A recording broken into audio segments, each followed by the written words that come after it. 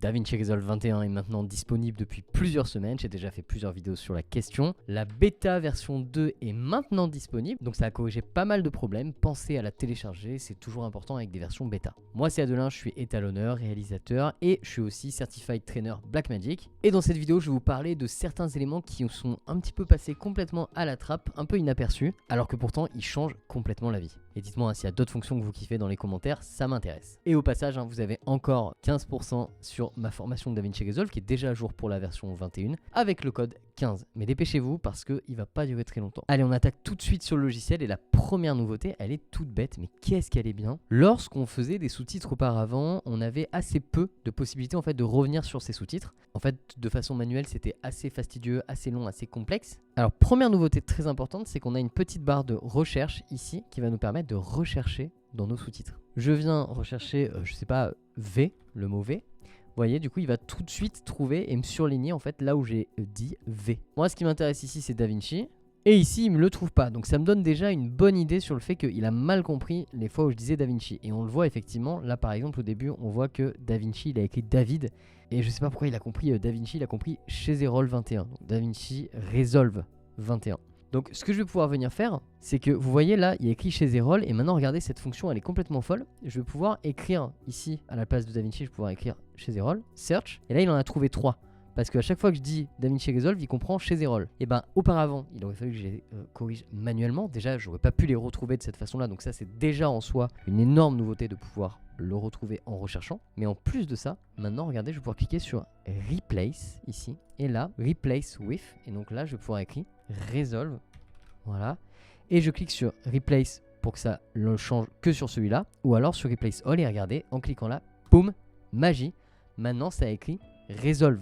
Et plus chez Errol, je sais pas quoi. Donc là on voit qu'il y a écrit Resolve. Hop, et là on va supprimer ces deux lettres qui sont en trop. Donc là on est sur le langage français. C'est toujours un peu plus difficile pour le logiciel, surtout quand il est en version bêta. Nul doute que ça va encore s'améliorer, mais globalement regardez, du coup maintenant c'est super bien. Si je fais une recherche et que je tape Resolve, il me trouve bien 3 résultats pour Resolve. Et quand même en toute transparence, pour vous montrer que c'est pas encore parfait, vous voyez, en fait, il m'a pas enlevé ces 2 lettres à la fin qui sont Resolve. Alors, je sais pas trop pourquoi. Est-ce que c'est parce qu'au début, j'ai mal tapé le mot? Parce que là, sur le premier, il a complètement enlevé tout seul. Voilà, sur le deuxième et sur le troisième, il l'avait pas enlevé. Mais là, vous voyez, maintenant, du coup, on a bien Resolve. Et pour DaVinci, il y a de grandes chances que si je tape David, voilà, il m'a trouvé 3 résultats qui est David. Et du coup, évidemment, c'est pas David. On va le replace par DaVinci. On va cliquer sur Replace All. Et là, regardez, ça a bien écrit DaVinci. Et donc maintenant, si je viens écrire DaVinci ici, voilà, j'en ai bien 3. Et regardez, boum, DaVinci. Ça, les amis, je sais pas si vous vous rendez compte, c'est de l'ordre du miraculeux pour un monteur. On gagne un temps absolument fou avec ça. C'est du confort, mais c'est énorme comme confort. Voilà. Alors c'est pas tout avec les sous-titres, mais j'en parle énormément dans ma formation aussi, donc n'hésitez pas à aller vous procurer de ma formation. Mais c'est pas tout, pour les sous-titres, il y a d'autres fonctions. En plus de cette recherche-là, c'est que on va avoir Analyze Word Timing. Donc en fait, ça, auparavant, c'était un truc qui pouvait bloquer. Vous savez, des fois, vous avez une phrase et ça correspond pas exactement à ce que vous disiez. Donc vous avez un petit décalage entre le mot que vous disiez et ce que vous affichez. Auparavant, pour le bouger, c'était super délicat parce qu'il fallait le faire tout manuellement. Maintenant, en fait, on peut cliquer sur Analyze Word Timing.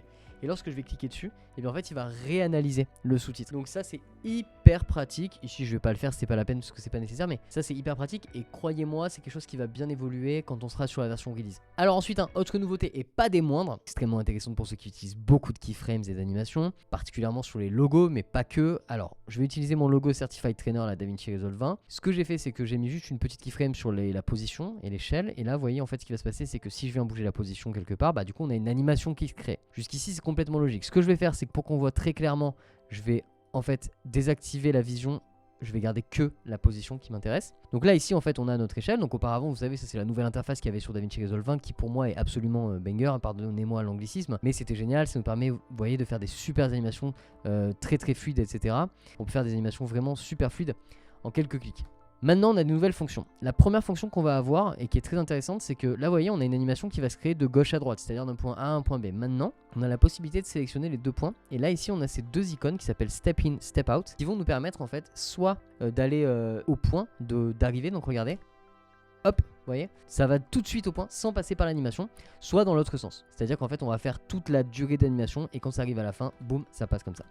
Alors là, vous allez me dire, bah, ça sert à quoi de faire ça? Alors ça, c'est extrêmement utile. Si vous faites du motion design, c'est extrêmement utile pour tout un tas d'effets. Je peux même pas imaginer toutes les possibilités parce qu'il y en a beaucoup. Mais ça va vous éviter, par exemple, auparavant, il y avait des possibilités pour le faire. On pouvait le faire avec différents éléments. Et notamment, on pouvait, par exemple, couper un plan et dire ok bah ce plan là je le change complètement de position et quand j'arrive de ce plan là à ce plan là, boum, ça change. Voilà, il n'y a plus du tout besoin de faire ça, c'est pas du tout utile, c'était une méthode qui était très débutante, très amateur. Au final là on a vraiment quelque chose de professionnel et qui fonctionne très bien. Ça c'est les nouvelles keyframes qui sont ici. Ensuite là-dessus on a une nouveauté qui est aussi très intéressante, c'est qu'on va pouvoir venir sélectionner nos keyframes.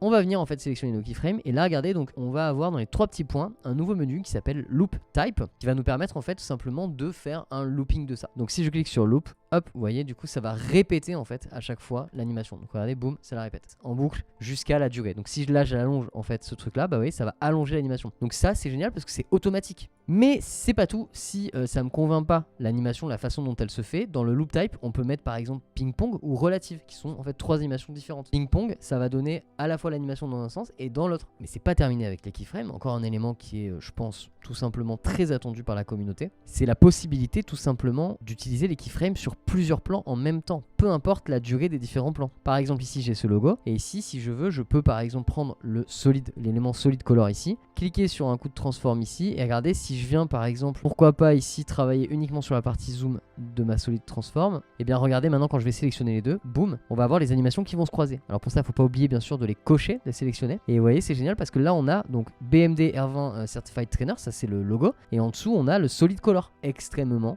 pratique, ça donne une grande vision d'ensemble. On va pouvoir en fait venir modifier pourquoi pas l'ensemble de ces clés en même temps. Vous voyez là je les sélectionne toutes. Une fois que j'ai sélectionné les deux, du coup bah si je veux en fait en principe il n'y a rien qui m'empêche de venir déplacer des images clés de l'un ou de l'autre tout en ayant en fond le visuel des autres. Ça peut être très pratique et en plus de ça ça peut surtout être utile pour faire des modifications simultanées, y compris quand ils n'ont pas la même durée, parce que là ils ont la même durée mais si j'allonge l'un ou l'autre vous voyez bah ça va rien changer visuellement, toujours la durée de fin de l'un ou de l'autre. Bref, dites-moi ce que vous pensez de ça, mais pour moi c'est quand même une très grande amélioration des keyframes. Et ces fonctions-là vont intéresser particulièrement les monteurs pour YouTube, etc. Pour venir croiser des zooms, des animations.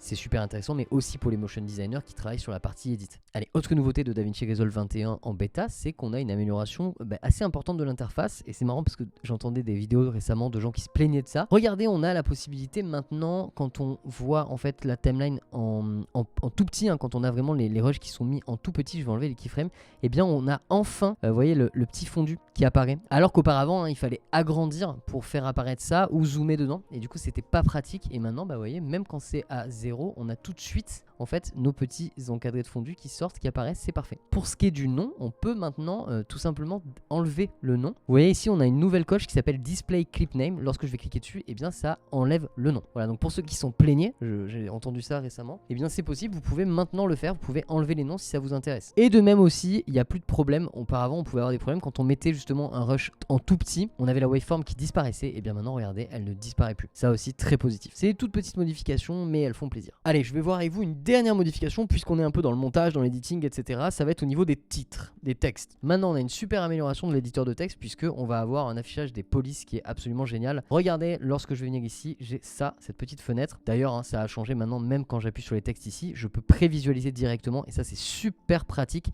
juste en naviguant. Mais si je veux aller encore plus loin, je clique sur la fenêtre qui est là et regardez. Alors ce qui est génial, c'est que ça j'en ai parlé déjà dans ma formation, je vais pouvoir en fait le personnaliser entièrement. Donc là déjà j'ai toutes les polices que je vois, je vais pouvoir cliquer ici pour l'afficher sur fond noir ou sur fond blanc. Super pratique, enfin c'est un fond gris en réalité là. Je peux trier ici par type de police, serif, sans serif, monospace, script, etc. Je peux aussi trier si je veux par exemple en extra bold, black, etc. Trop pratique, moi c'est ce que j'utilise beaucoup. Et du coup vous avez tout le rendu de toutes les polices que vous pouvez utiliser et mettre dedans directement par exemple en black. Ça aussi c'est vraiment un confort de vie hyper qualitatif. Sur les 3 petits points on a ça, donc display default text ou user custom text. Là moi en fait j'ai mis un user custom text et j'ai mis je présente le custom text. Mais si vous voulez vous pouvez cliquer sur display défaut texte et là ça va vous mettre en fait le défaut texte de DaVinci par défaut. Si vous voulez reset aussi le user custom text, vous pouvez, vous cliquez dessus, ça va reset. Et du coup quand vous allez recliquer sur user custom text, vous allez pouvoir écrire par exemple DaVinci Resolve 21 test de texte.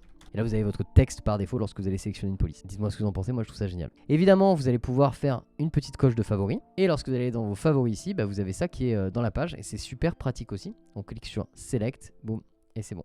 Allez les amis, je veux pas que la vidéo dure trop longtemps, dites-moi ce que vous pensez de toutes ces nouveautés. N'oubliez pas que vous avez ma formation qui est en description, elle est disponible avec en plus une réduction en ce moment 15% avec le code 15. Profitez-en, elle est déjà pas chère, vous avez plus de 20 heures de contenu, là il y a vraiment beaucoup de choses à regarder. Vous avez de quoi manger, vous inquiétez pas. Si cette vidéo vous a plu, n'hésitez surtout pas à vous abonner, commenter, liker et partager. Et dites-moi en fait ce que sont vos fonctions préférées de DaVinci Resolve 21. Si vous n'avez pas vu, je vous invite à voir les miennes de fonctions préférées, c'était dans ma dernière vidéo sur le HDR Multitrim Manager. Mais vous avez aussi ma vidéo principale où j'ai présenté un peu toutes les nouveautés de DaVinci. Et vous avez même une vidéo où j'ai présenté la page photo. Je vous mets tous les liens en description, ce sera le plus simple. Et pensez vraiment à vous abonner les amis parce que vous êtes énormément à regarder les vidéos sans vous abonner. Et en fait pour moi c'est important, je suis encore un petit youtubeur. Et puis surtout dites-moi dans les commentaires si vous voulez qu'on traite d'un sujet particulier. Par exemple on pourrait traiter de l'export en tâche de fond. Je vous remercie, je vous dis à très vite pour une prochaine vidéo. Ciao.